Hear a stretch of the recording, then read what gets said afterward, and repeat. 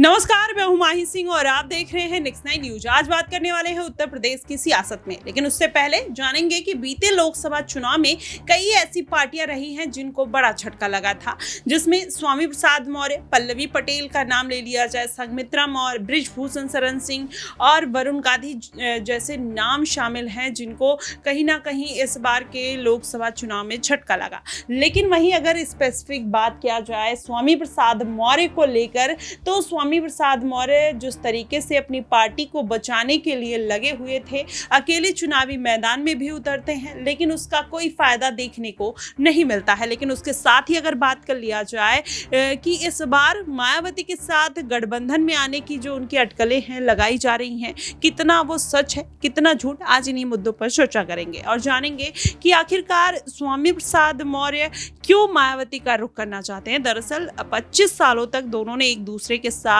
काम किया है, जिसके बाद स्वामी प्रसाद मौर्य का एक जो झुकाव है वो मायावती की तरफ देखने को मिलता है। और वहीं अगर देखा जाए तो अखिलेश यादव के साथ गठबंधन में रहकर भी स्वामी प्रसाद मौर्य कहीं ना कहीं खुश नहीं थे। भारतीय जनता पार्टी के साथ भी बीते कुछ सालों में वो साथ थे, लेकिन उससे कोई फर्क उनको नहीं पड़ा। वो अपने विवादित बयानों को लेकर अक्सर चर्चा में रहते थे, हिंदुत्व पर सवाल उठाते हुए नजर आते थे। शायद यही कारण था कि भारतीय जनता पार्टी ने उन्हें पार्टी से बाहर का रास्ता दिखा दिया।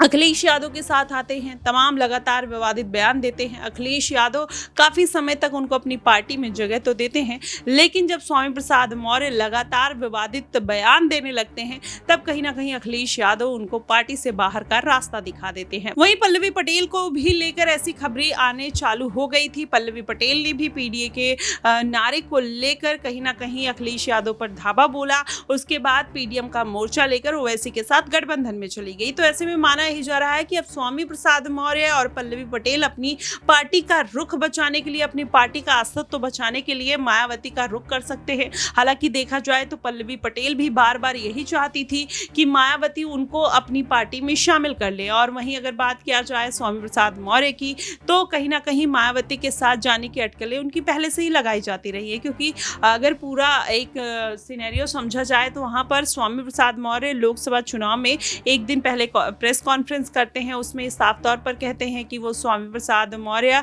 अब मायावती के साथ गठबंधन में जाएंगे। लेकिन उसके बाद कहीं ना कहीं वो बातें सब जो थी वो अटकलें बनकर रह जाती हैं और खुद जाकर कुशीनगर सीट पर नामांकन दाखिल कर देते हैं। हालांकि वहां पे चंद्रशेखर आजाद रावण का उनको भरपूर प्यार मिलता है। चंद्रशेखर रावण उनके लिए चुनावी प्रचार के लिए जाते हैं, उनके लिए चुनाव प्रचार करते हैं, लेकिन उसका कोई खासा असर देखने को नहीं मिलता है और स्वामी प्रसाद मौर्य को बड़ा झटका लग जाता है। तो ऐसे में अब फिर से माना जा रहा है कि अपनी पार्टी आज़ाद सोशलिस्ट समाज पार्टी, जो उनकी पार्टी का नाम है, उसको बचाने के लिए अब संघमित्रा मौर्य के साथ स्वामी प्रसाद मौर्य बड़ा प्रयास कर सकते हैं। वहीं संघमित्रा मौर्य की अगर बात किया जाए तो भारतीय जनता पार्टी में अभी भी शामिल हैं, लेकिन अभी तक भारतीय जनता पार्टी ने उनको कोई जिम्मेदारी नहीं दी। उससे ये माना जा रहा है कि अगर इस बार भारतीय जनता पार्टी कोई जिम्मेदारी संघमित्रा मौर्य को नहीं देगी, तो शायद संघमित्रा मौर्य अपना रुख बदलते हुए नजर आएंगी और किसी पार्टी में भी शामिल हो सकती हैं।